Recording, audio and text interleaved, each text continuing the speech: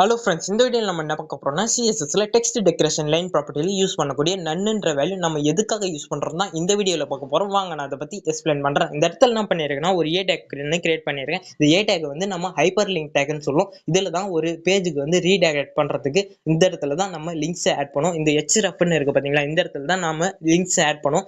இந்த கிளிக் பண்ணுற கேப்பில் இன்னொரு பேஜுக்கு ரீடைரக்ட் ஆகும். இந்த இடத்துல நான் எந்த லிங்க்கும் கொடுக்கல, ஆனால் ப்ளஸ் இந்த இடத்துல கிளிக் லிங்க்ன்ற மட்டும் ஆப்ஷன் கொடுத்துருக்கேன். இந்த கிளிக் லிங்க் கீழே ஒரு அண்டர்ல ஒரு லைன் கிரியேட் ஆகும். இந்த லைனை வந்து கிரியேட் பண்ணாம தடுக்கிறதுக்கு தான் நம்ம இந்த டெக்ஸ்ட் டெக்கரேஷன் லைன் ப்ராப்பர்ட்டியில நன்னுன்ற வேல்யூ கொடுக்குறோம். வாங்க இது நார்மலா ரன் பண்ணி கேட்டீங்கன்னா பாத்தீங்களா, அந்த லிங்க்கு கீழே ஒரு அண்டர்ல ஒரு லைன் கிரியேட் ஆயிருக்கா. இந்த இடத்துல வந்து நம்ம நன்னுன்னு கொடுக்குற கேப்ல வந்து இந்த இடத்துல நன்னு கொடுப்போம்.